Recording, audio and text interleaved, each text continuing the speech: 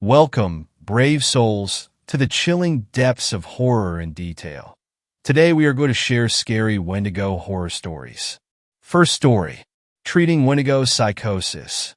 Snow falling outside my window, and I confess, I am, perhaps, what one might call a typical student of abnormal psychology, driven by a boundless curiosity and an unyielding desire to explore the darker recesses of the human mind.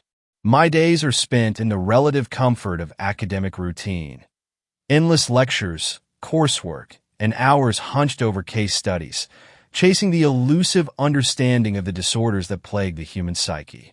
My professors might call me the most dedicated in my cohort, but they would never use such words aloud. The admiration is implicit, of course, in the way they nod when I answer questions with a bit more precision than most, offering the occasional well done that feels earned. It's here, within the predictable structure of my graduate studies, that I find solace, methodical, logical, and clear. Snowing peacefully towards my gaze, up into the gray cloud, silent, becoming the bed of ice. I've always felt at home in the realm of scientific inquiry, where ambiguity is dissected under the sharp light of reason. The human mind, with its intricate web of disorders, defense mechanisms, and cognitive peculiarities, has long been an object of both my study and fascination. My academic life, while grueling at times, never felt foreign. It was my haven. It is only when I think too long on it that the unsettling realization hits me. The very mind I so eagerly seek to understand has been responsible for horrors far beyond the reaches of rational thought. Always snowing now, always winter.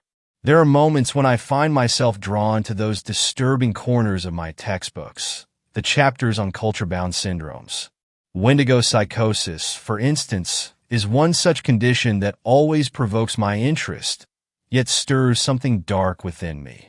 Descriptions vary, but one cannot ignore the consistent thread of human cannibalism, spiritual possession, and an insatiable hunger that transcends mere survival instincts. To me, Wendigo psychosis isn't just another case of cultural superstition. It represents an attempt, albeit an unscientific one, to understand something beyond the capacity of conventional psychology. I sometimes wonder if we, as modern academics, do a disservice to the mysteries of the mind by dismissing such phenomena. It makes me laugh to realize as a child I understood that there are two medicines, one for the mind and one for the spirit. Who was I when I forgot that? I know who I am now, as I remember the truth. My life, as it were, took an unexpected turn when I was contacted by a rather peculiar mental health facility. Bison Lake Recovery Institute, they called it, tucked far away from any major city, isolated amidst the desolate stretches of northern Canada. The institution was shrouded in mystery, spoken of in hushed tones by my professors, its methods rumored to be, at best, unconventional, and at worst, a mockery of clinical science. Yet, something about it intrigued me, compelling me to pursue a possible internship, albeit reluctantly.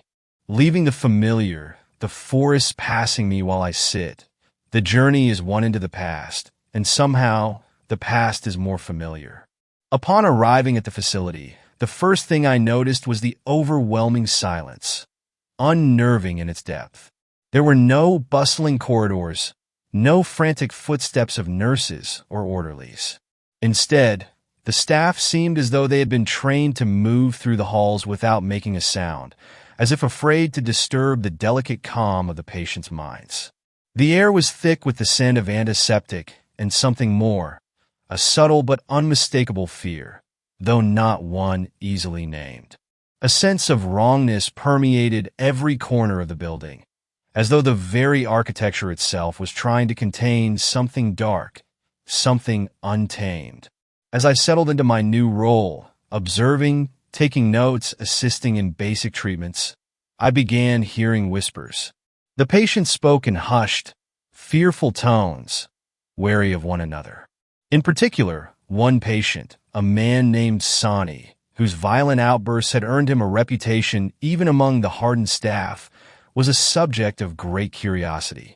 He was rumored to be suffering from a condition described as Wendigo psychosis, a diagnosis that had intrigued me for years. I overheard fragments of conversations in the hallways. "He's not like the others," one orderly had said. "It's the hunger. You can see it in his eyes." The rumors suggested that Sani's actions mirrored the very behaviors associated with the Wendigo myth, a creature of insatiable hunger, said to be driven mad by the need to consume human flesh. As I delved deeper into my research and began speaking with the staff about Sani, I couldn't shake a rising unease. I had always prided myself on my ability to separate my academic detachment from my emotional responses, yet something about this case, about him, was different. It reminded me of the stories I had heard growing up, tales of the Wendigo, passed down through generations of my family, whispered by elders as warnings. It seemed foolish now to think of those stories as anything more than folklore. But the palpable fear in the eyes of the staff when they spoke of Sani, had an uncanny way of reopening old wounds from my childhood, when I had witnessed the inexplicable behavior of a distant relative. My uncle, a man of stoic character and strength, had shown strange behavior after a long, bitter winter. He became reclusive, his appetite insatiable, devouring anything in sight, even the bitterest scraps. I remember the way he looked at me once, his eyes darkened by something I couldn't name, as though he saw me not as his niece, but as food. There had been no rational explanation for his actions. He was eventually found near the woods, emaciated and delirious, muttering incoherently about a creature lurking just beyond the reach of the trees. He died soon after. I was just a child, and though I had always assumed it was simply madness brought on by isolation, I couldn't help but recall that unsettling look in his eyes. Could it have been Wendigo psychosis? In terror, I climbed out that open window and took off running across the snow with nothing on my feet. As I now found myself ensnared in the same web of fear surrounding Sani, I could no longer ignore the nagging question. Was it possible that this condition, this Wendigo psychosis, was more than just a cultural anomaly? What if it was something deeper, something that defied rational explanation, something that no amount of clinical research could cure? The more I learned about Sani and his case, the more I found myself caught between two forces: the relentless pull of academic curiosity and a fear buried deep within me that this would be the case that tested the very limits of what I believed about the human mind. The Wendigo is not a creature easily contained by the pages of a textbook or confined to the neat, sterile diagrams of my lectures. No, it is far older, a part of the fabric of the land and the cultures of the indigenous peoples of North America, especially among the Algonquian-speaking tribes. I first encountered the Wendigo in my studies of culture-bound syndromes. The myths tell of a tall, gaunt figure, so emaciated that its skin clings to its bones like the tattered remnants of a forgotten soul. Its hunger, insatiable and all-consuming, leads it to devour not only human flesh, but the very essence of its prey, stealing their spirit and leaving nothing but a hollow shell behind. What fascinates me and terrifies me is not merely the creature's grotesque physicality, but the psychological terror it embodies. The Wendigo is said to possess those who succumb to the primal urges of cannibalism during harsh winters, turning them into ravenous beasts incapable of control. The afflicted, in their madness, lose their humanity, driven by an unquenchable thirst for human flesh. They are no longer themselves, transformed into something inhuman, as if the very act of consumption has stripped them of their soul. I have read about the symptoms of Wendigo psychosis, the paranoia, the obsession with hunger, the eventual descent into madness and violence. But something in me cannot help but wonder if there's more to it. Something hidden beneath the layers of folklore and superstition. What you remember, who you think you are, these are mere choices for the ancient demon, and yet you become the claws it uses to make gestures.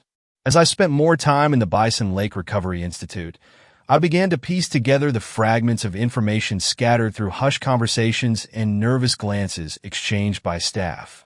They spoke of Sonny with an unease that was palpable, though their words were never direct. When I asked one of the nurses, a woman named Linda, about Sonny's condition, she hesitated for a long moment before answering. "He's different," she said, her voice barely above a whisper. "He's not like the others. He's hungry in a way that's hard to describe. Not just for food, but for something more. There's something dark about him." Her words struck me in a way I couldn't explain. I pushed her further, asking if she thought it was a case of Wendigo psychosis. She visibly recoiled at the term, as though even speaking it aloud might summon something unseen.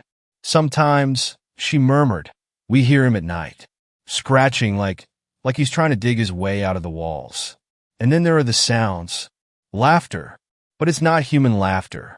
It's unsettling." Later, another staff member, an orderly who had worked at the facility for over a decade, pulled me aside, looking over his shoulder as though ensuring no one overheard. "You should leave that one alone," he said, his voice low and gravelly. "There are things in these woods you can't understand. Sonny, he's not the first. We've had others like him, you know. People who disappear, who are found later, changed. But no one wants to talk about that." The more I pressed for details, the more fragmented the accounts became. One patient, a woman in her late 50s who had been at the hospital for many years, seemed to know more than she let on. Her name was Lana, and she had been one of the few to speak openly about the creatures she had encountered in her youth. During one of our sessions, she started to speak in broken, disjointed sentences. "I saw it once," she said, her eyes wide with something akin to terror. "In the woods when I was a girl. A tall thing, with eyes like frozen lakes. It didn't walk. It moved like it was floating above the ground. And it called to me, not with words, but in my head. You think it's just a story. But it's real. The Wendigo is real." She then went silent for the remainder of the session, her eyes darting nervously, as though expecting the creature to appear at any moment. I tried to press her for more details, but she simply clammed up, her lips trembling. I looked at the blood on my hands and on the crumbled snow I had tried to use to clean them. As I continued my research into Sonny's case, I began to notice strange occurrences around the hospital. Lights flickered, casting long, unnatural shadows in the hallways. There were whispers, soft, unintelligible murmurs that seemed to emanate from nowhere in particular. What unsettles me most, more than the stories or the whispers, is the feeling that something is watching. Not just in a psychological sense, as though the building itself might be haunted, but something tangible, something aware of my every movement. The Wendigo, if it exists, is not bound by the limitations of the human mind. It is elusive, a shadow that flickers in the corner of your vision, but never quite in full view. And this is what makes it so terrifying. Its presence is not marked by loud screams or savage growls. It is silent, invisible. It leaves only the faintest trace of its existence. A broken twig, the fleeting scent of something rotting in the air, a distant, unplaceable sound in the night. I hear something following me in the snow as I walk barefoot. I turn and look, and it is my own shadow, in the shape of a hung deer carcass with no meat left on it, and the antlers reach the top of the fresh snow as the rope creaks, and the tips of the horns draw those sacred circles. As I walk through the hallways of the Bison Lake Recovery Institute, I can't shake the feeling that something is following me, watching me. It's not just Sonny who is possessed by this hunger, but the very institution itself. The walls, the rooms, the ground beneath our feet are saturated with it. The deeper I go into my research, the closer I come to a terrifying realization. The Wendigo is not just a legend. It is a force, a presence that is very much alive, waiting to consume those who venture too far into its domain. The question is no longer whether the Wendigo exists. It's whether it will let me leave before it consumes me, too. The more I dug into the accounts and research surrounding Wendigo psychosis, the clearer it became The creature, the affliction, was not just a psychological condition, but a looming presence that could not be reasoned with. Its hunger was a primal force, an insatiable abyss that consumed everything in its path, not only devouring flesh, but also the soul of its victims. I could sense this truth creeping into the edges of my rationality, as if the walls of the Bison Lake Recovery Institute were closing in around me. There was no escape from the shadows of the Wendigo. What frightened me the most as I gathered information was how the Wendigo did not simply feed. It hunted, and it hunted with purpose in ways that transcended the natural world. I thought back to the readings I'd conducted, specifically John R. Colombo's Canadian folklore, where he references countless historical accounts of the Wendigo's predatory behavior. The Wendigo's influence is always present where hunger is born of desperation. He wrote, a line that chilled me when I considered its relevance to what was happening here. The Wendigo is not drawn to mere hunger. It is summoned by the depths of isolation, the darkness that overtakes those left without help, without humanity. The smell of sage draws my spirit up and lets it slowly settle into a peaceful way of sitting. The smoke drifts in circles, and in a circle the pipe is passed, using tobacco in a sacred way. As I spoke with more patience, one pattern became unmistakable. The Wendigo appeared when its victims were isolated, vulnerable, often pushed to the brink of starvation. It was no coincidence that the patients suffering from Wendigo psychosis had been cut off from their communities, exiled to this bleak facility. It thrives on desperation, on a deep, gnawing hunger that nothing else can satisfy. The terror of this discovery was unlike any other fear I had experienced. As I absorbed this knowledge, I began to see the world through a new lens. Every flickering light, every shadow cast by the trees outside, seemed to take on an otherworldly quality. The walls of the hospital were no longer mere bricks and mortar. They felt like barriers, thinly veiling something much darker, something far more ancient than I had ever anticipated. I had walked into this place thinking I was investigating a mental condition, something measurable, scientific. But the more I uncovered, the more I realized I was dealing with something that didn't adhere to any logic or understanding I had. Lana, the elderly patient, was the first to break the veil of silence surrounding the Wendigo's presence. I had asked her to describe any patterns she'd noticed in the creature's behavior, and she responded with quiet urgency. It's drawn to weakness, child. Fear makes it stronger, she said. Her voice was trembling, her hands twisted tightly in her lap. You think it's just hunger, but it's more than that.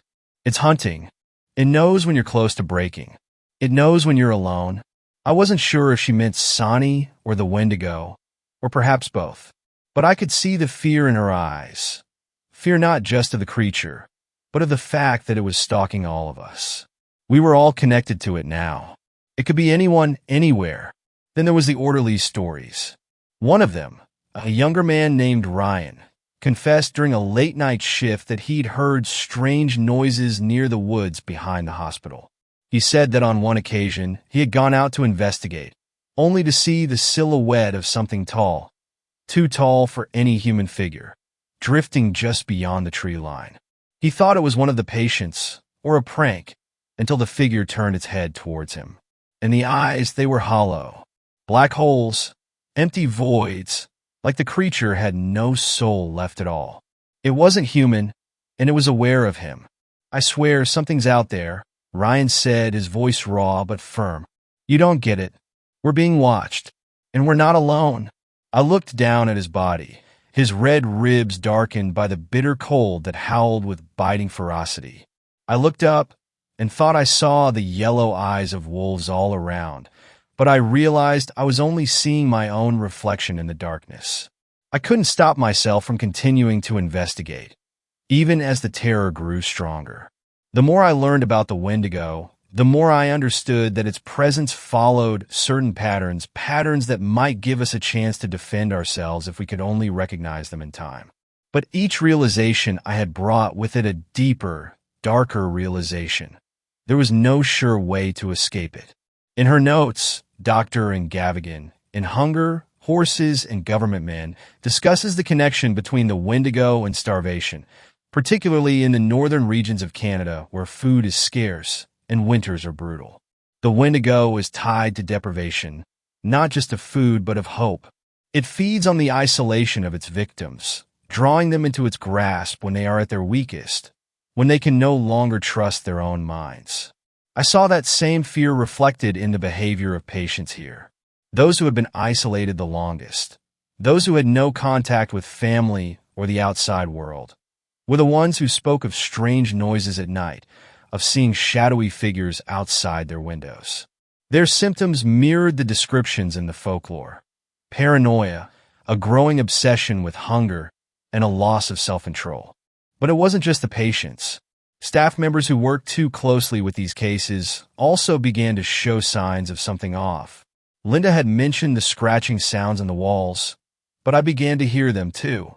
At night, they were faint but persistent, as though something was trying to claw its way into the building. As the days passed, I started to see signs that the Wendigo was closing in on me too. I found myself thinking about hunger constantly, not just for food but for something else.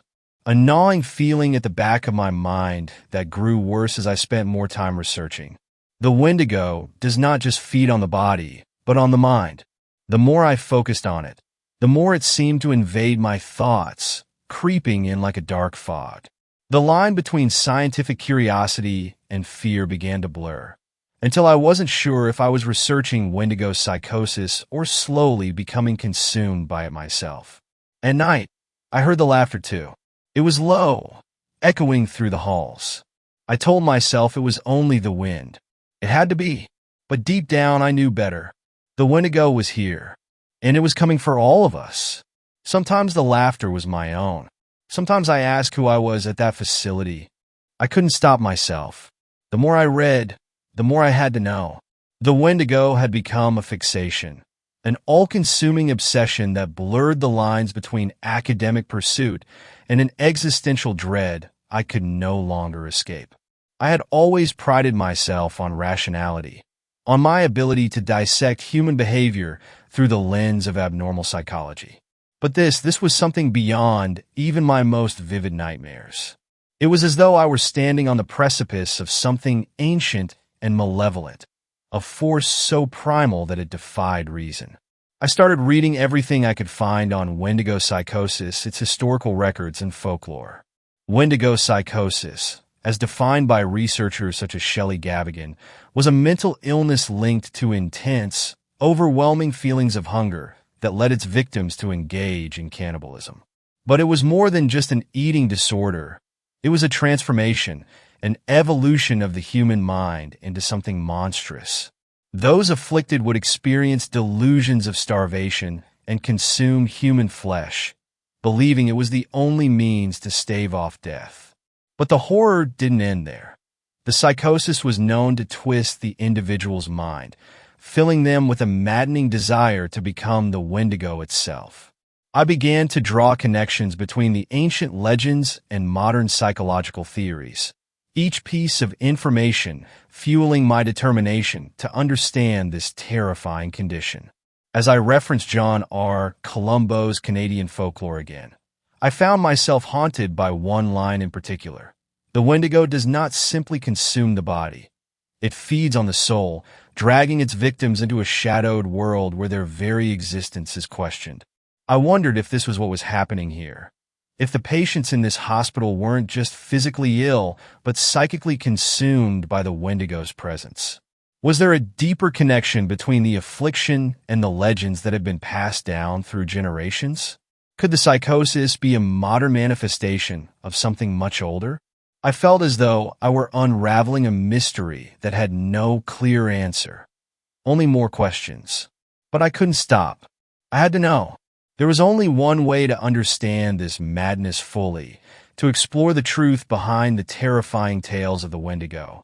I had to speak to the cannibal patient, Sonny, the patient who had been described in hushed tones by staff and other patients alike. The one who had murdered and eaten his family in a fit of insanity. the one who had reportedly been found covered in blood, muttering to himself about the hunger that gnawed at him from the inside. His case had been the catalyst for my research, his existence the focal point of my academic pursuit. And now, he was my only opportunity to uncover the truth. I began preparing myself. Dr. and Gavigan's hunger, horses, and government men had made it clear that these types of individuals were not to be underestimated. The transformation into the Wendigo wasn't just psychological, it was physical. It altered the very essence of a person. The human mind, starved and tortured, would shatter under the weight of its own primal urges, distorting reality. If I were to sit across from someone like that, I would have to steel myself against more than just his words. The hospital staff cautioned me against the interview. I had overheard whispers among the orderlies about Sonny's behavior, how he had become more violent recently, even aggressive at times. But I was too far gone. I couldn't back away now. I had to learn to understand, even if it meant putting myself at risk. The night before the interview, the paranoia settled in. I couldn't sleep. Every shadow in my room seemed to move, every creak of the building sending my heart into overdrive. I kept seeing things at the corner of my vision, shapes that seemed to vanish the moment I turned to face them. I blamed it on the stress, but deep down I knew better. I thought back to the words of the orderlies. Linda had told me, the longer you stay here, the harder it is to tell what's real anymore. The isolation gets to you. It was as though she had seen through me, pinpointing the very fear I had been trying to ignore. I had spent days researching, hours poring over pages of psychological case studies and folklore, but I hadn't realized how much the isolation was eating away at me. It was only now in the dead of night that I understood. The Wendigo didn't need to physically hunt you. It could drive you into madness long before it sank its teeth into your flesh. I thought back to Dr. Richard T. Jabbar's mental disorders in specific cultures, where he had discussed the cultural influence of isolation and starvation on the human psyche. There was a theory he'd referenced that had stuck with me. Psychological stressors, when coupled with environmental deprivation, can lead to conditions where the individual loses their grip on reality. What follows is a breakdown of the boundary between the self and the other, a complete surrender to the mind's most primal fears. The more I read, the more I wondered if the Wendigo wasn't just a cultural manifestation of this. Could it be that the isolation in this facility was warping my mind, twisting my perception of what was happening around me? Was the hunger I felt for knowledge starting to take on a new, darker meaning? I felt it then, the creeping, gnawing sensation at the back of my mind, like something was waiting to devour me. I wasn't sure what was real anymore. If I sing to you, will you know the truth? I couldn't focus. Every time I tried to sit down and make sense of the information I'd gathered, the shadows seemed to creep closer. There was something suffocating about this place, something oppressive, a heaviness that weighed on my chest, making it harder to think clearly. It wasn't just the isolation, though that certainly didn't help. It was as if the walls themselves were alive, pulsating with a dark energy that lured me deeper into the abyss of my own thoughts. I had always prided myself on being grounded in rationality, on using logic and facts to dissect human behavior.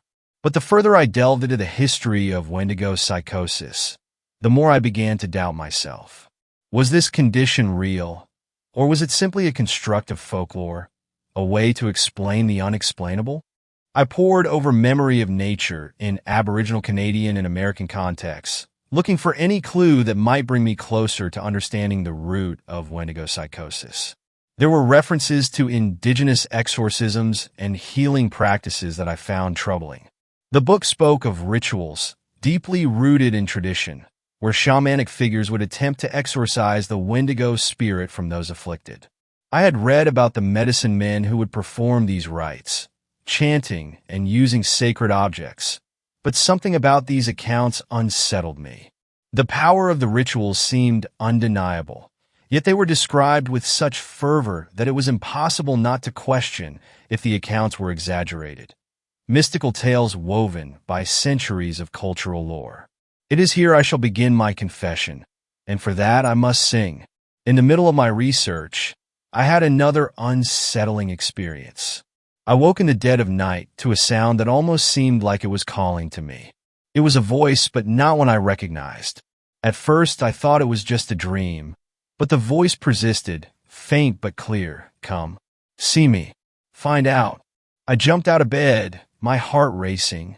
The voice had come from the shadows, and I knew it had come from somewhere deep within this facility.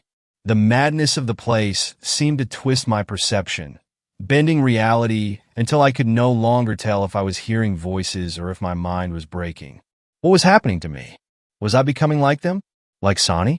The sacred act of confession, the sacred act of eating the Eucharist, the body of the human, a portal to the world beyond, outside the silent winter, where the key is to enter, to devour, and be free from the weight of powerlessness and death.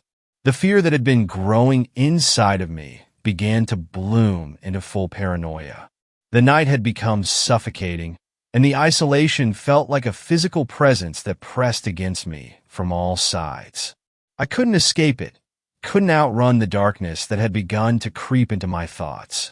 Every part of me, every cell, every instinct screamed that I should leave, but something kept me rooted to this place. The truth was just within reach. I began reading the psychological papers again.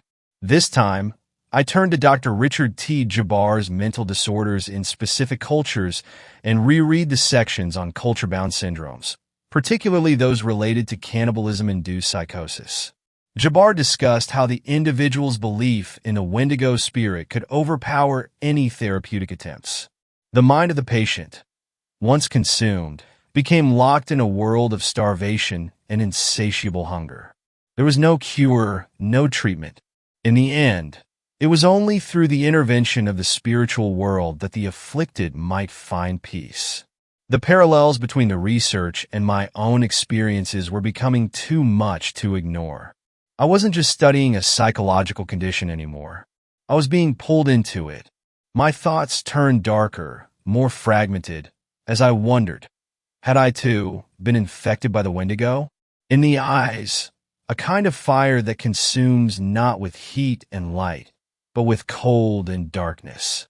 In my desperation, I turned back to the indigenous traditions. I needed something, anything, to guide me through this madness. That's when I found the passage in Hunger, Horses, and Government Men that described an exorcism, a ritual performed by a medicine man to rid a person of the Wendigo spirit. The ritual was chillingly detailed. A sacred fire would be started, and the afflicted individual would be surrounded by a circle of medicine men. The chanting would begin, slow and deliberate, as they called upon the spirits of the ancestors. A key part of the ritual was the use of sage, to purify the air, and cedar, to cleanse the spirit. But perhaps the most unsettling part of the ritual was the final step. The patient would be forced to confess their sins, to speak the hunger aloud, to accept the Wendigo inside them, and then expel it. I found myself shivering as I read, my mind reeling with the implications. Was I supposed to undergo such a ritual? Was that the key? The cold dread of my own involvement in this ancient practice felt suffocating. The more I thought about it, the more I couldn't escape the feeling that I was on the verge of something terrible. The door to Sonny's room had been left open, just a crack, and I could see a shadow moving within. A low muttering filtered out into the hall. He was speaking to himself, but it wasn't in any language I recognized. It sounded like the guttural tones of someone lost in the depths of their own mind. I stood frozen at the threshold of his door, fighting the urge to run, knowing that if I didn't confront him, I would be no better than the rest of them. The ones who had succumbed to the hunger, ravenous for the spirit, ravaged by what cannot be. It is between this life, the shedding of our bodies, our spirits into birds. With trembling hands, I reached for the handle. The darkness inside seemed to reach out to me, pulling me in. The door creaked as I stepped into Sonny's room. The air was thick, a mixture of antiseptic and something else, something ancient and raw, like the scent of decay. Sonny was sitting in the corner, hunched over, his back turned to me. I could hear the faint sound of mumbling, too soft to catch the words at first. I cleared my throat. "Sonny?" He didn't respond at first. His head tilted slightly, as if listening to something only he could hear. Then in a low rasp he spoke. "Come closer. You want to know, don't you?" His voice was strange, distorted, as if there was another presence behind it. I hesitated, but the pull was undeniable. Slowly, I stepped into the room, the sound of my footsteps loud in the silence. Sonny turned to face me. His eyes were wide, unblinking, but there was something off about them. The whites of his eyes seemed unnaturally bright, almost glowing, and his pupils were dilated, swirling with an unsettling hunger. "You've been reading about me, haven't you?" he whispered, his voice dripping with something dark and knowing. "About the Wendigo, about the hunger, about the thing that's waiting inside." I shuddered. My heart thudded in my chest, but I forced myself to remain calm. This was what I'd come for, what I'd been preparing for. "Yes," I managed to say, trying to steady my voice. "I've been trying to understand. What is it, Sonny? What's happening to you?" He tilted his head to the side, and for a moment I saw a flicker of something in his expression, something that almost resembled a smile. But it was twisted, grotesque, like it didn't belong to him at all. I'd know the hideous thought. I'd put it into words to make my memory fade. "I will confess what my thoughts know. You will understand, or it will consume you. You think it's just a sickness, don't you?" he murmured. "A simple psychosis. But it's not. It's a calling. The hunger is a voice, a hunger that eats away at your soul. It doesn't just consume your flesh. It consumes your very essence." He reached up, his hand trembling as he brushed his lips with his fingers. "It's calling you too. I can see it in your eyes. You're just like me. You want to feel it, to understand it. You think knowledge will keep you safe." I felt my pulse quicken. "That's not true. I just need to know what's happening to you. What I am, you are too. Whatever I know, you have forgotten, and when I die, we shall reverse our role. That is why I must be kind to you, and you must be kind to the next, for they are we, and we all suffer what we inflict." Sonny's lips parted in a slow, unsettling grin. "What's happening to me?" he repeated. "Oh, I'm not the one you should be worried about. The Wendigo, it's inside of you now. Can't you feel it? That gnawing, that need?" I flinched. He was right. I had been feeling it, the gnawing hunger, but I hadn't dared acknowledge it. I had thought it was just fear, the fear of what I was uncovering. But now it felt different. Something dark and insidious was growing inside me. "You don't understand." I tried to keep my voice steady, but I could hear the tremor beneath the words. "I'm not like you. I'm not one of them." Sonny's eyes narrowed, his gaze sharpening with a predatory gleam. "Oh, you're much like me. You feel it, don't you? The hunger is the same for everyone, whether it's for flesh or for truth. It's the same thing. The more you seek, the more it calls you. Whatever I can remember, I do not remember the taste of human flesh." His voice dropped to a whisper, and for a moment, I thought I heard something else, something deeper, more guttural. "And when you finally give in, when you let it take you, there's no turning back. You'll become like me, like the others. You'll hunger for the flesh, for the life, for the power." A sudden wave of dizziness washed over me. My mind reeled, as if the very air was becoming thick with something foul, something that didn't belong. I wanted to back away, but I couldn't move. He reached out, his fingers curling like claws, and I felt my body freeze in place. The hunger, it was like a wave crashing over me, rising up from some deep, primal place I didn't want to acknowledge. In isolation, human depravity, the family stares at him, shaking, with his back to them. They look helpless, their mouths slightly open in muted terror. I've seen it, Sonny whispered, his voice now low and velvety, like a serpent coaxing its prey.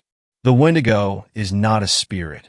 It's a beast, a thing that can take over your mind, your body, your very soul. It waits until you are weak, until you've starved yourself, not just of food, but of humanity. I swallowed hard, the words cutting through me. How? How do I stop it? Winter approaches, the dreaded season of death. White silence, when the song of creation is forgotten, and the darkness glows as the moon knows the snow is white. Sonny's grin grew wider, his teeth sharp and inhuman. You can't stop it. You're already too far gone. But you can embrace it. Become it. Just let go. In the darkness, shivering. It is cold night. The forest is ready to consume me. The forest consumes all. Nothing leaves the forest. I felt my pulse pounding in my ears, the dizziness threatening to pull me under. The room was spinning, and for a moment, I thought I saw something moving behind Sonny, something shadowy, like a dark shape that loomed in the corners of my vision. But when I blinked, it was gone. In the name of God, most holy, I cast thee out, demon. You'll understand, eventually, Sonny whispered, his voice becoming a low growl. The hunger will take you like it took me, and you'll never be alone again. I am living woman, and I've never seen snow where I live. My people are as old as yours, and I am the sister of your shaman. I know it is my responsibility to bring my strong medicine. I couldn't breathe. My mind was a whirlwind of panic and despair, but some twisted instinct, drove me to act. I stepped back, my feet moving on their own as I scrambled for the door. As a child, I placed my bare feet in the snow, and I laughed. I heard Sonny's voice calling after me, a mocking, guttural laugh that echoed in the room, sinking deep into my bones. Run, run, but you can't escape the hunger. It's already inside of you. My name was like a howl in the night, and I could not escape the call. I was running across the snow, across the ice, and my feet burned, and I ran faster and faster. And it was as though a bird of prey gripped me in its claws and lifted me for distances as I ran, as though I would become airborne. I left the room, the door slamming shut behind me. My body was trembling, every part of me alive with an electric fear that felt like it was crawling under my skin. The ancient demon takes a piece of you and replaces it with a piece of itself. It does this again and again until you are not you anymore. I must ask for help. I must ask the man I know who sings like wind. He will help me if I tell him I will confess in the darkness, under open skies, while the sacred fire burns. I stumbled down the hallway, barely able to focus on anything other than the sound of my own breath, shallow and frantic.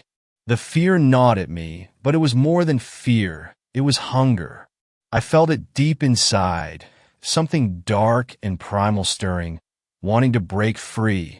I'll beg for help from the neighbor, a shaman, whose sister has arrived from a distant land. 2 exorcists, sings like wind, and living woman. They say I can be cured before a sacred fire with a confession. I couldn't escape the memory of Sonny eyes, those glowing, predatory eyes. The words he had spoke rang in my mind, like a curse that wouldn't let go. Where was I when they found me, wandering near my childhood home? How could I have walked barefoot through the snow? I could feel it inside me now. The hunger. The thing I had been studying for months, had written papers about, researched obsessively. It had consumed me, and there was no turning back. Sings like wind and living woman stopped dancing and placed both pieces of the broken cedar staff across each other in front of me. The darkness had taken hold, and I wasn't sure if I could fight it anymore. I stared into the flames, knowing this fire from early childhood. I confessed in song all that I had done. For me, my spirit lifted, and I became whole again. Second story. I hunted the Wendigo that ate my sister. Last summer, my younger sister went missing on a camping trip with friends. She had just turned 20, and we had started to drift away from each other. I'd gotten busy focusing on my own life. I left the country for a new job. When I came back at Christmas, I found out she had gone missing. It explained why she hadn't been answering my messages. I didn't understand why no one contacted me about her disappearance. The police claimed to not have my new number and didn't have access to her phone. I was certain her friends didn't want me knowing because they had time getting their stories straight. I asked for a leave from work to track down those 4 friends. They all claimed that she had gotten up in the middle of the night to go to the washroom, and no one noticed she hadn't come back until the morning. I didn't buy it. They all said a slightly different location from where they camped that night. None of them gave collaborating details about the campsite. One said they used logs for seats. Another said the entire area was clear. They were lying where they had set up camp, and it caused the search team to be looking in the wrong place. I passed along the information, but since it was still winter, the rangers couldn't search the forest. They promised when the weather got better, they would try looking in other popular camping areas in case the 4 just got confused. Her friends smartened up and refused to speak with me. Threats of lawyers started. I couldn't do anything else but go back to work and wait till spring. I got the call at work that she had been found. Well, parts of her had been found. A man who had been panning for gold found some finger bones in the river. Soon, with more people going into the forest for the season, more pieces started to be discovered. In total, half her skull, some ribs, and the finger bones were discovered. There had been some larger bones that hadn't yet been fully tested to find out if they were hers. It may sound gruesome, but I demanded photos of each piece found. I felt as if the police weren't doing their job.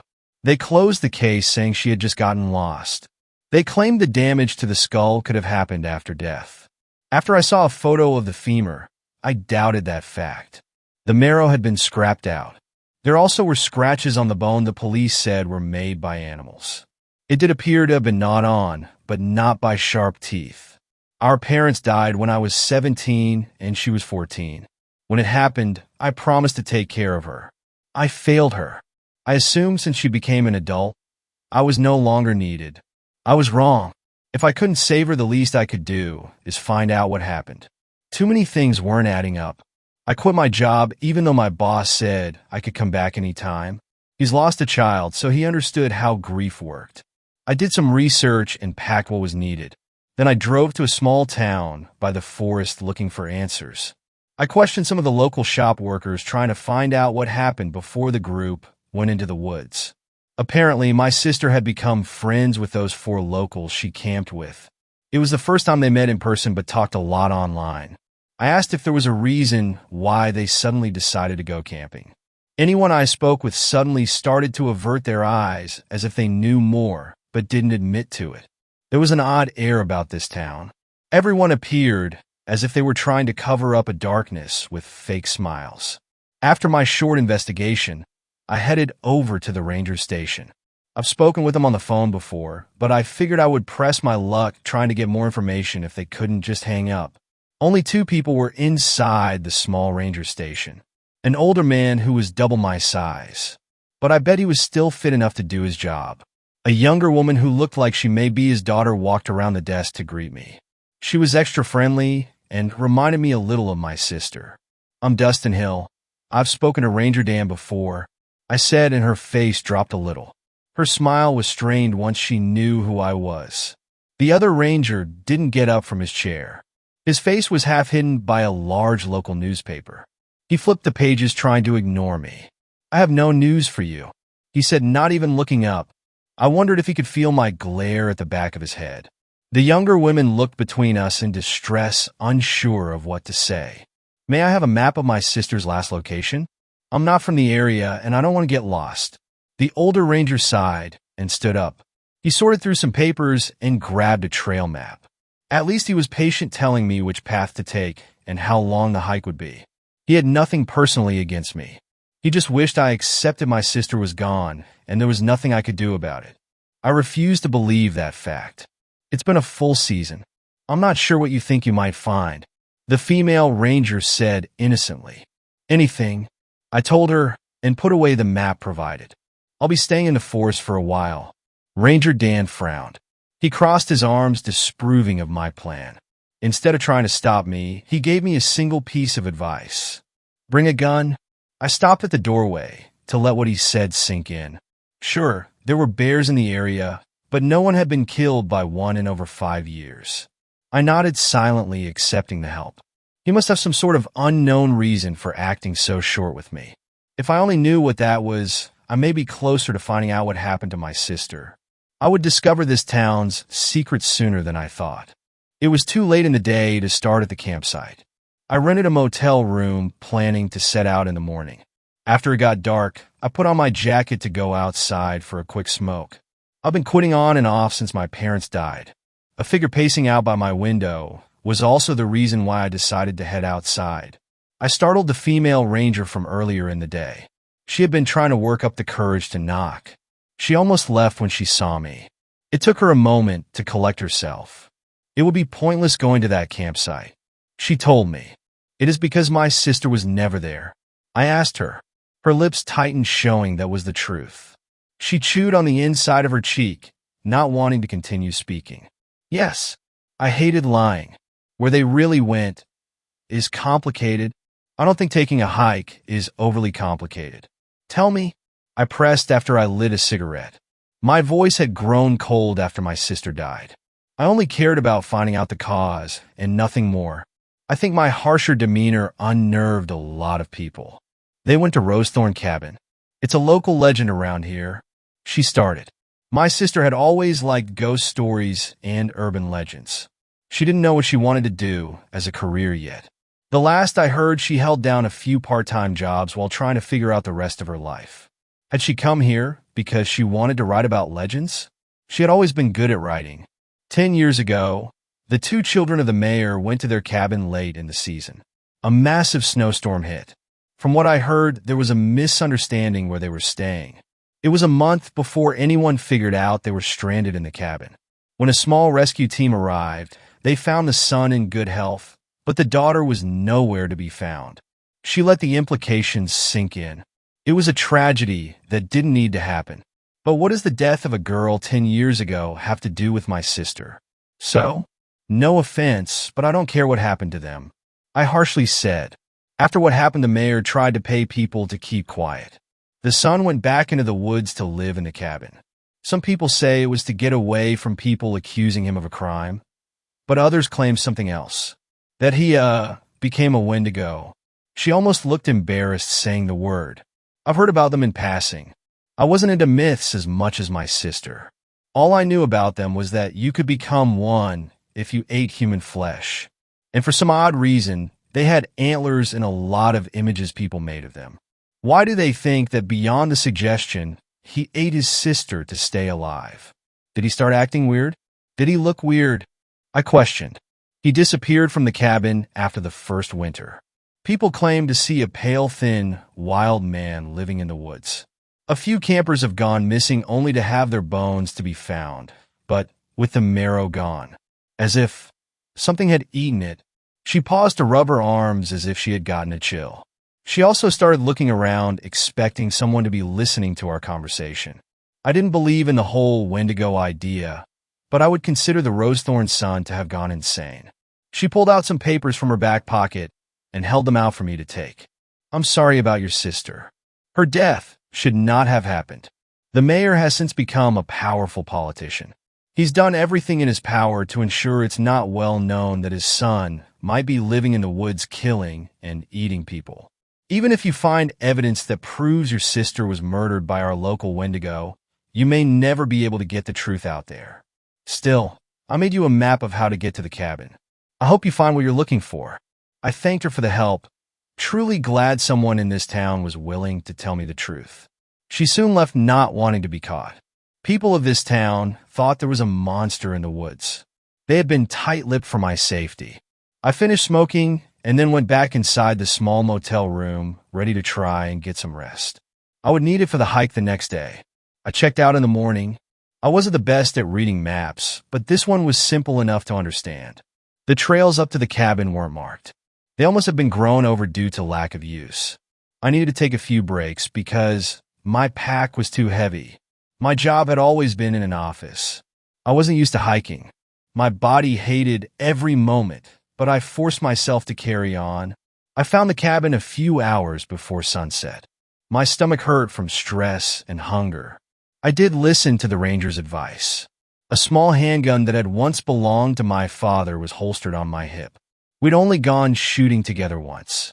After my sister disappeared, I went to the range to practice.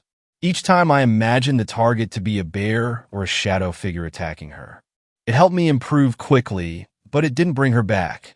No matter what I did, she would always be gone. The cabin was barely standing.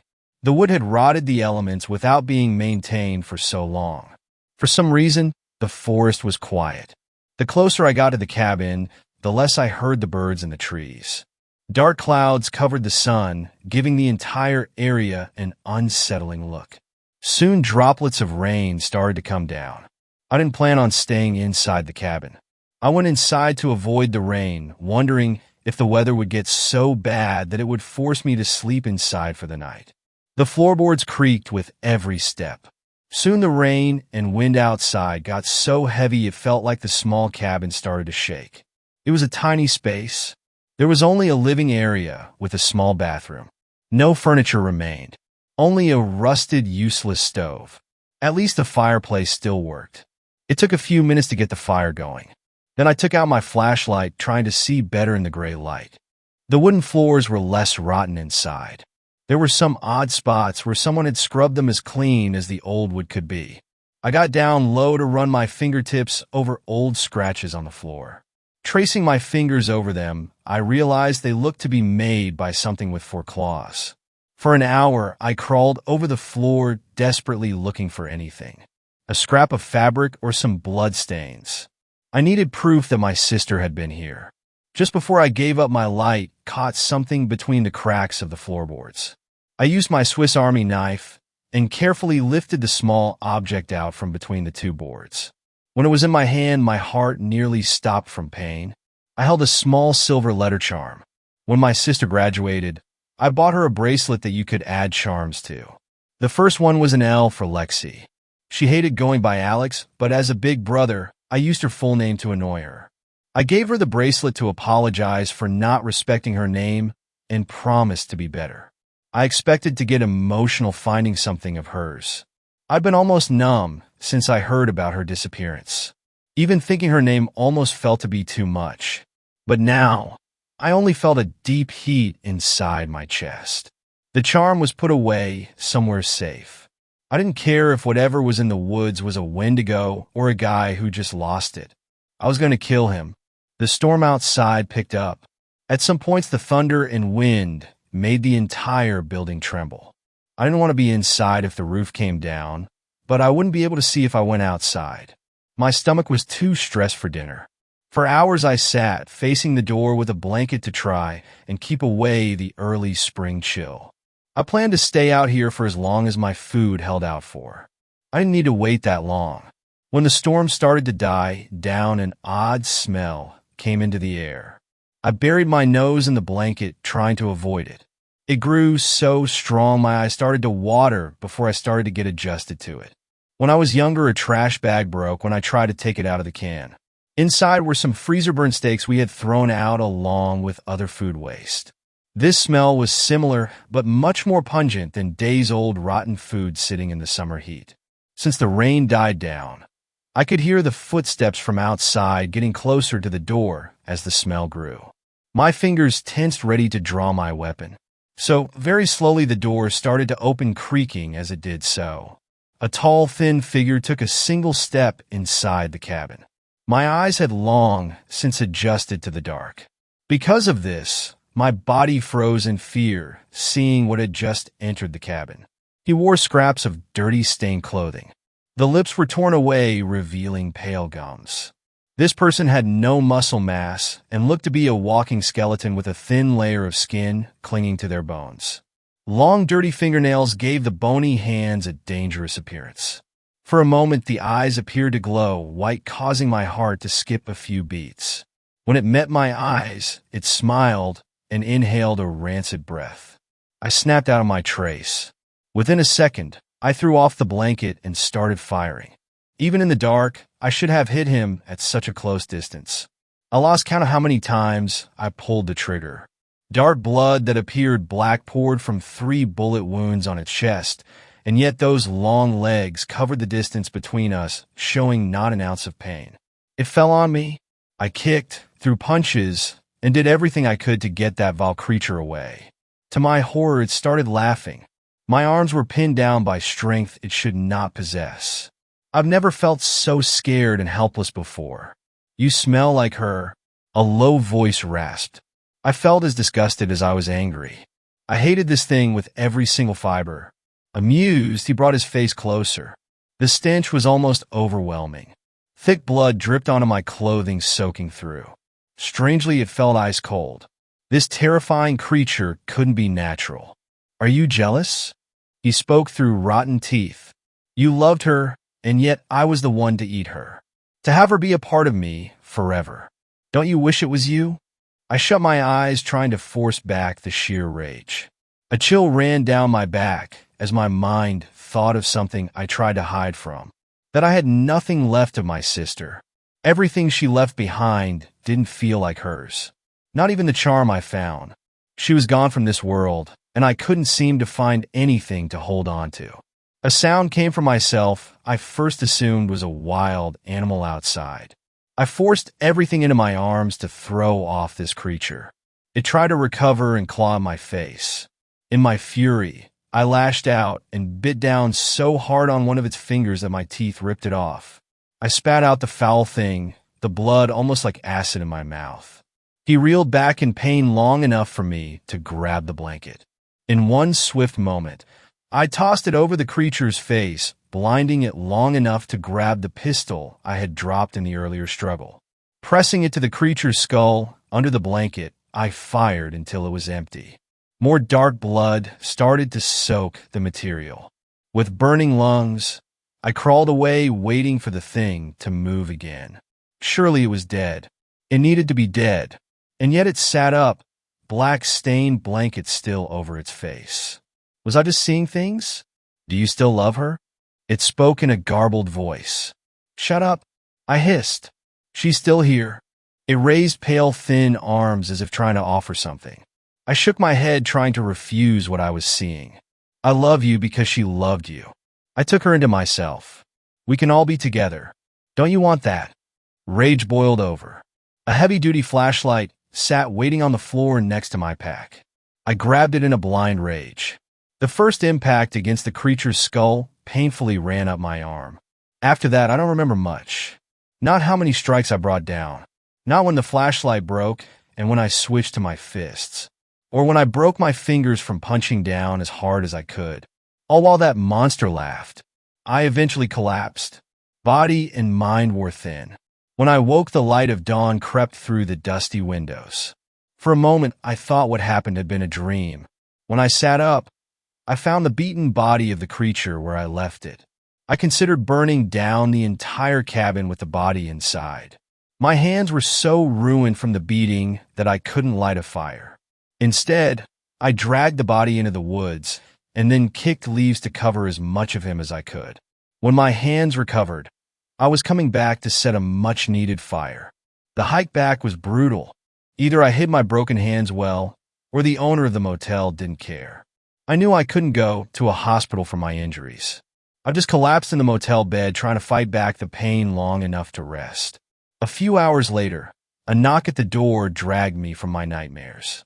I almost didn't answer it, just in case there was something wrong with my credit card. I opened the door wondering if I was going to be kicked out.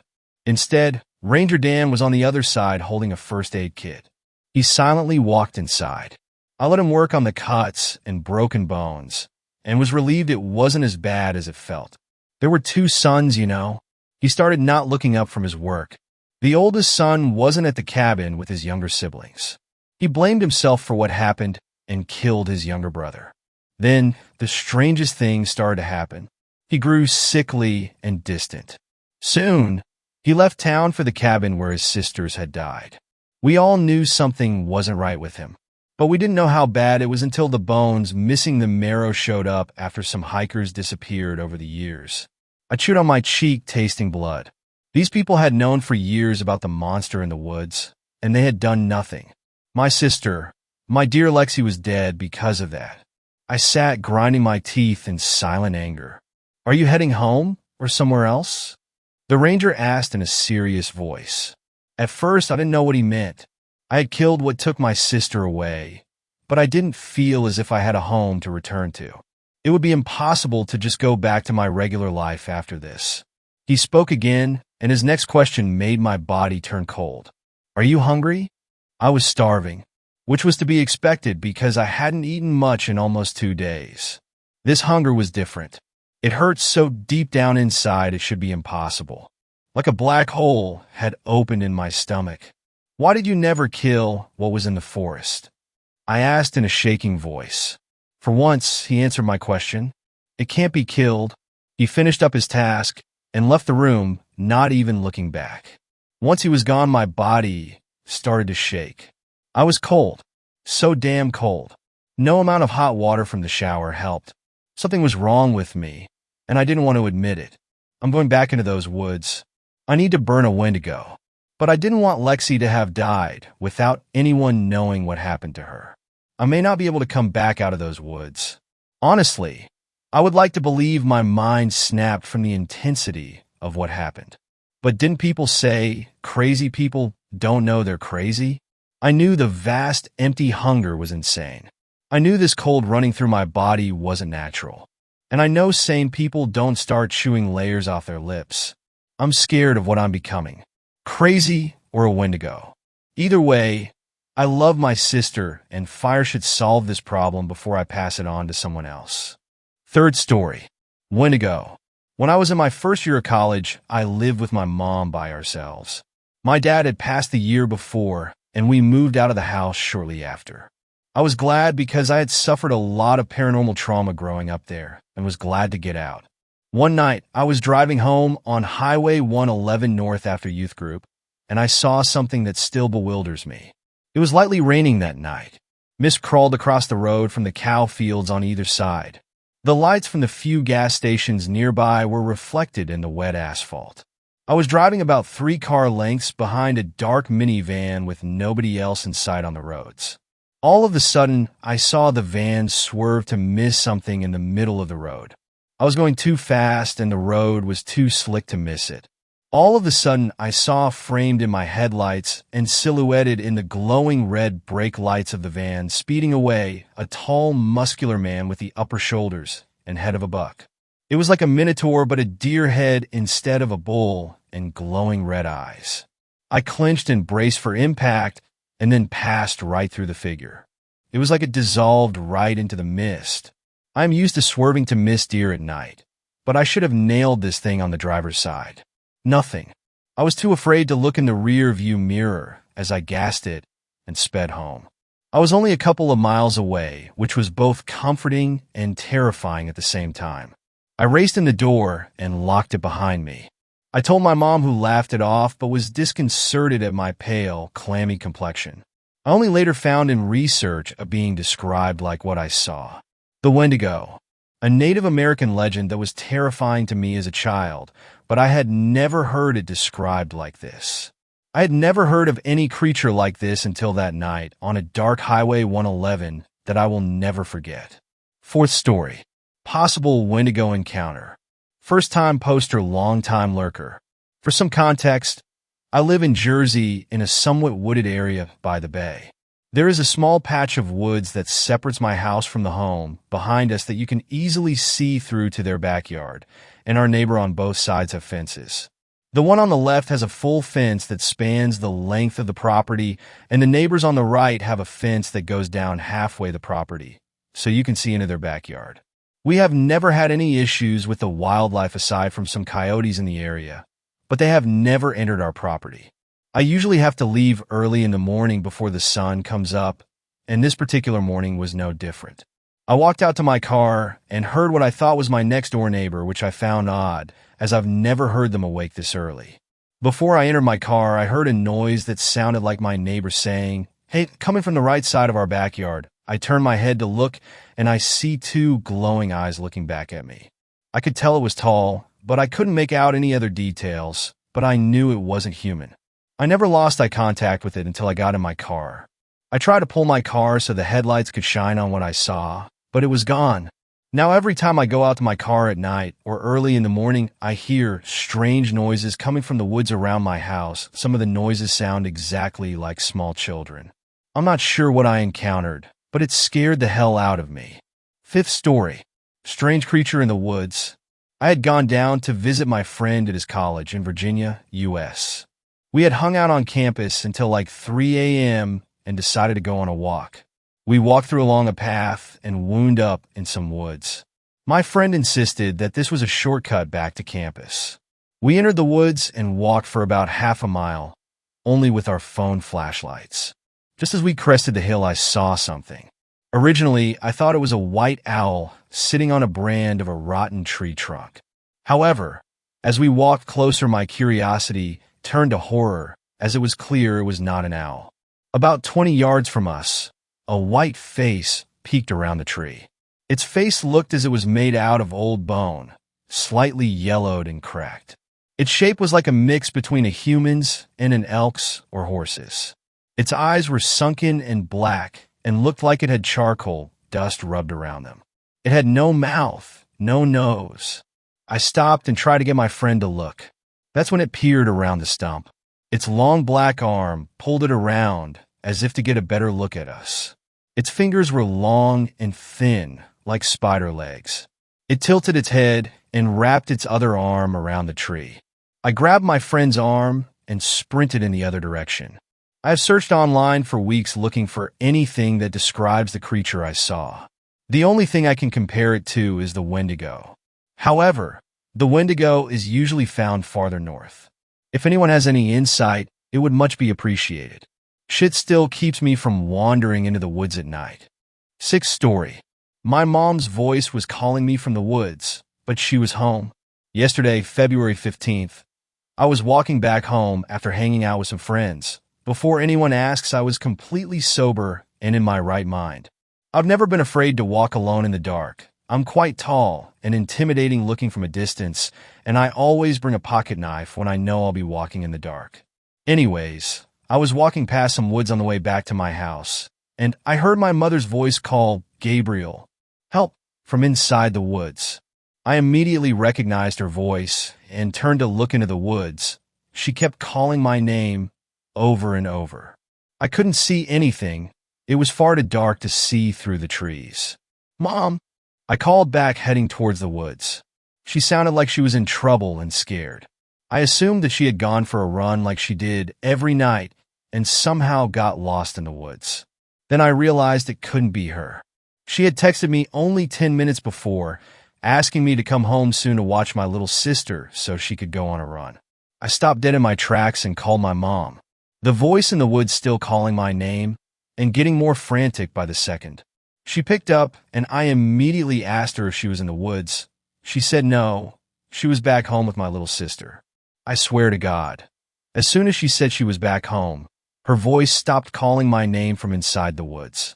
I was overcome with a wave of dread and fear that I had never felt before.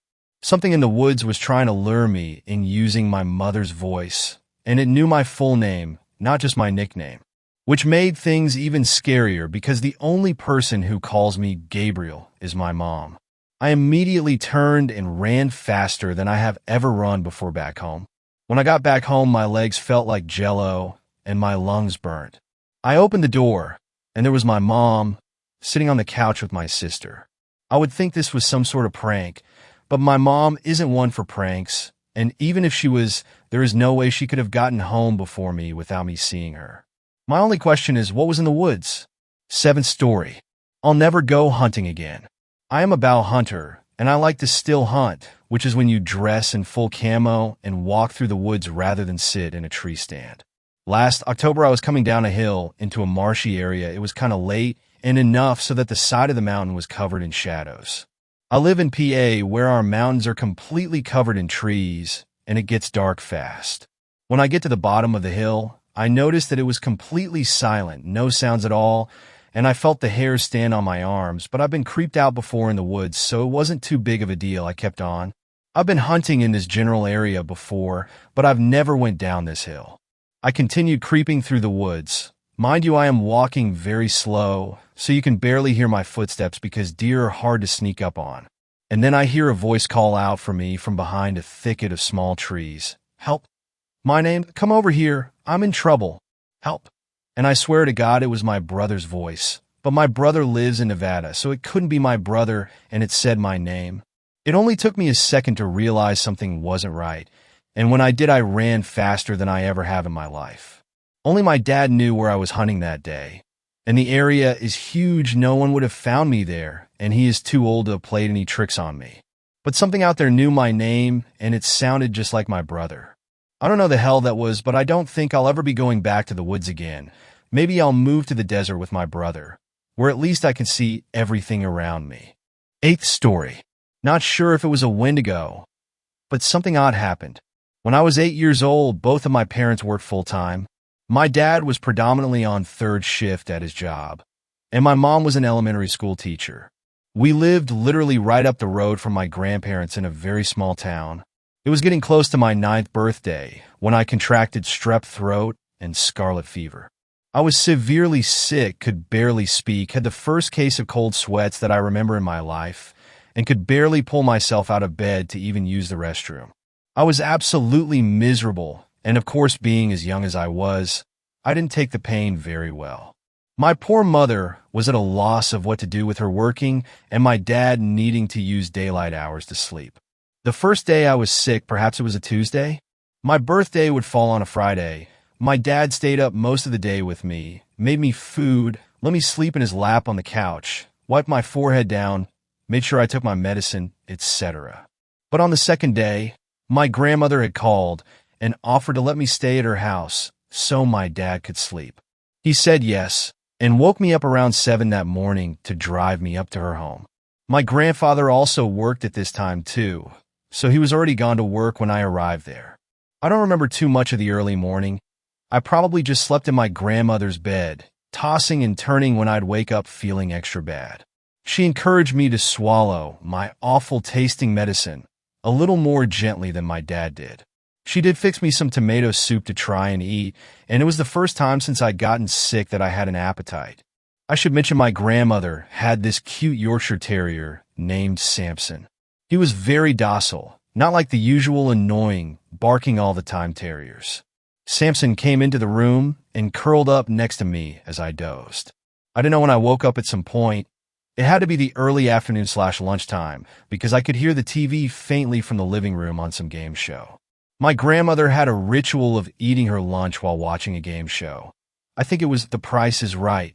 I was trying to fall back asleep because I had gotten this really bad headache, maybe from dehydration. I was on the verge of sleep when I was jolted awake by this Samson yelp that erupted from the living room. The terrier curled up next to my feet, perked up, but didn't move. I knew I had heard his name being called too, but it was odd he didn't respond. Samson. My grandmother called again. Samson. Samson. The dog still didn't run out of the room to her. I was confused, as he was so obedient to my grandmother. He was almost frozen, staring at the cracked, open door, but making no attempt to go to her. She called Samson, maybe 3 or 4 more times. Then I got annoyed. I remember flinging the covers off of me. Of course, my clothes are sticky with sweat, and I just generally feel uncomfortable and groggy. I stumble out of the room, wiping my eyes, asking Grandma, "Do you need Samson?" "He's in your room with me." I'm in the living room, and I have to do a double take. The TV is still on and blaring. There's a bowl of soup sitting on the coffee table and an open Pepsi next to it, but my grandmother isn't anywhere in the room.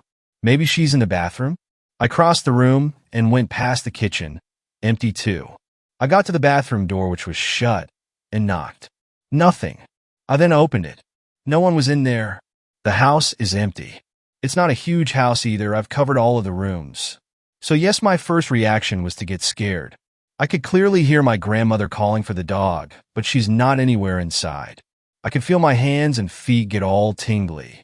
I start shouting for my grandma, but my voice is just echoing through the small, cramped home. Samson had gotten up at this point and was sitting near the couch, looking completely undisturbed. I fumbled for the remote and turned the TV off, and yelled, more like wheezed, to the top of my lungs, which you can imagine how painful this was with a scratchy, infected throat. "Grandma!" The worst part happened next. I heard her shouting my name back, clear as ever, like she was standing only feet away. I start crying now, scared out of my mind. I feel like maybe it has to be a ghost. I grew up with scary ghost stories courtesy of my dad, and I'm convinced now I'm in the room with a ghost. And then she slash whatever this was, proceeded to call my name again. Then there was a second voice, definitely not my grandmother's. It was deeper, definitely more masculine, and absolutely terrifying as it shouted, "Come to the front door." I did not do that. Instead, I made sure to run back to my grandparents' bedroom, lock the door, and pick up the telephone on their nightstand. I called my own home phone, and my dad's sleepy voice answered. Through a barely comprehensible voice, I managed to croak something like, "Daddy, there's someone in the house, and I can't find Grandma. She's gone." My dad, of course, said he jumped out of bed, grabbed his Swiss Army knife he kept in a drawer next to the bed, and ran down the road to the house in his PJs and bare feet. He ran up to the front door, jiggled the handle, it was locked. So he made his way around, and since he knew the garage code, just punched it in and got inside. A quick sweep of the 3 rooms of the home showed no one was in there. It's not like there was really anywhere to hide. I ran out of the room once I was sure he was there and began bawling in his arms. He kept reassuring me there was no one here, and then asked if I didn't know where Grandma possibly was. I said I hadn't, and explained I'd woken up to her calling for Samson, but she hadn't been anywhere there. This was back when cell phones were definitely around, but there were no iPhones, and my grandparents certainly wouldn't have been buying them anyway. My dad had one, but not on him at the time. I could tell he was trying to keep calm, so he just said we would need to go back to our house. I was sure he was probably going to call the police at that point just because my grandma still hadn't popped up and her car had been in the garage when he got in. If she'd left, she'd gone on foot. We hadn't even made 2 steps out of the driveway when from my grandma's neighbor's house, my grandma was strolling out, chatting to the neighbor. She saw my dad and then me, crying my eyes out, and immediately ran over to see what was wrong. She was super apologetic. She said she'd stepped out right when she'd heated up her soup to go see her neighbor, who'd called about looking at something my grandma was going to buy. My grandma had figured I was asleep, and she'd only be gone for 10 or 15 minutes. At first, people may have assumed I was feverish, therefore delusional, but I still stand by what happened.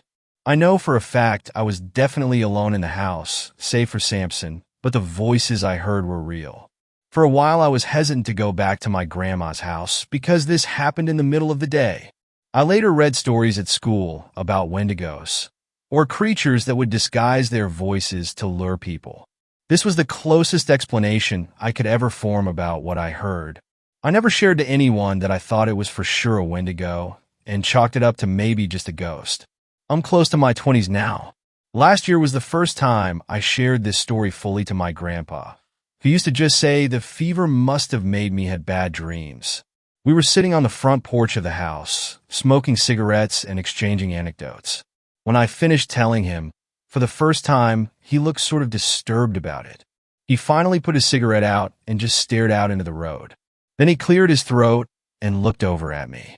"You know," he said slowly, "some funny things used to happen around that time. In the middle of the night, I'd wake up to take a piss or something. When I'd first sit up in the bed, I could hear your grandma sleeping away, snoring." He chuckled, but his face grew serious again. "Anyways, I'd always hear her calling for the dog. I tried to remain looking calm, but my voice still shook when I asked him, even when she was sleeping? Sleep talking?" "No." He shook his head. "I heard her calling from outside, maybe the living room. I didn't know, honey. She'd call for the dog. She'd call my name. All while she was really sleeping next to me, sleeping like a baby." "Have you ever told anyone?" "No, I don't want to scare her.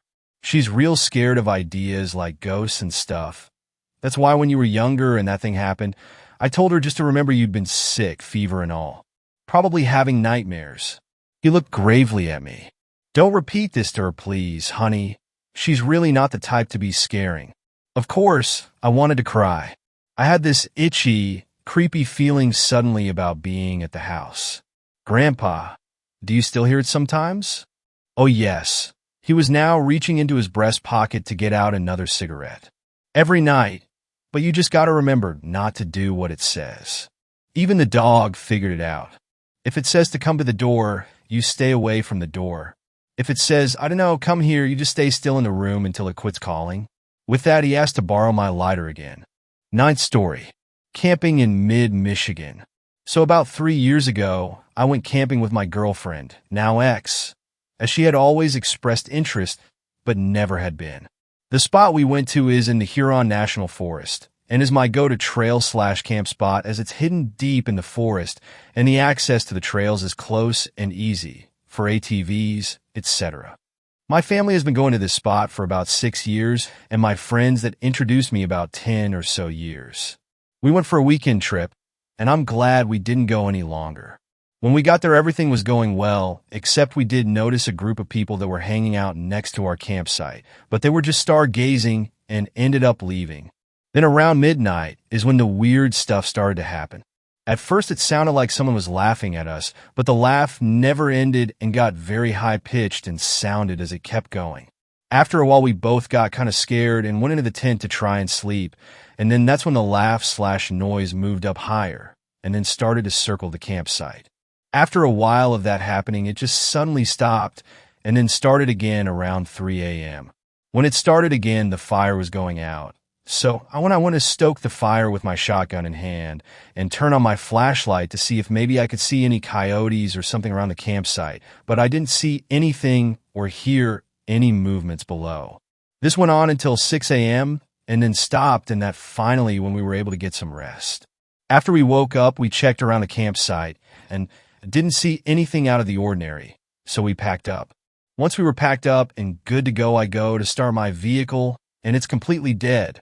That really freaked me out as I'm always paranoid about leaving things plugged in that kill the battery, and made sure everything was closed properly and unplugged, yet somehow the battery still died. I was able to get a jump from AAA. That phone call was hard to explain, and the lady who took the call didn't believe me, but at the end we both laughed. After that happened, I told my friend who had shown me the campsite and also has a cabin in the same forest, roughly 25 miles away from the campsite, about what happened, and he got freaked out. He told me about 2 incidents, which he has had, one at the campsite and one at his cabin. At the campsite, he stated that one night after we had all returned from trail riding and went to bed, he stayed up to hang out by the fire and have a few drinks. While he was hanging out, he was just looking off into the distance and saw a pair of eyes up in the trees looking directly at him. He described them as bioluminescent eyes, and he flashed his high-power flashlight at them, but there was nothing there. And as soon as the flashlight turned off, they were there looking right back at him. So he packed up and went right to bed. He didn't tell us because he didn't want to scare us. At the cabin, he was hanging out with his brother, and they were both just chilling by the fire outside when they both saw a pair of eyes looking at them from a trail that leads into the woods.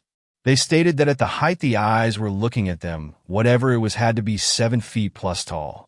They started shooting at it with their rifles, 230-30s, and the eyes disappeared, but once they were done, they reappeared and were closer. At that point, they both freaked out and got back in the cabin, and they did not leave until daylight. We have no idea what this could have been, but all felt very scared when these events were happening.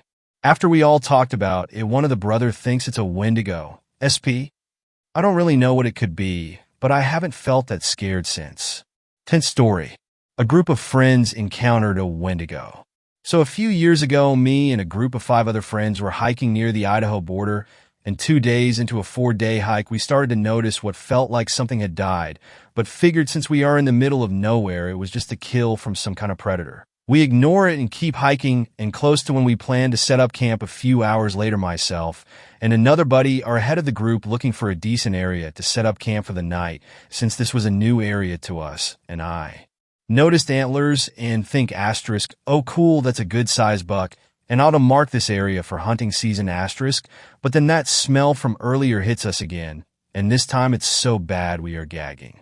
So we choose to keep going to avoid the smell, and I notice the antlers, but they are too high for a deer's head, and we get this feeling of just pure dread. So I rack a shell into the chamber of the shotgun I had, and I see this thing look out from behind a tree, and holding onto it with its hands, I put 2 1-ounce slugs into this thing, and my other buddy puts a few rounds from his rifle into it.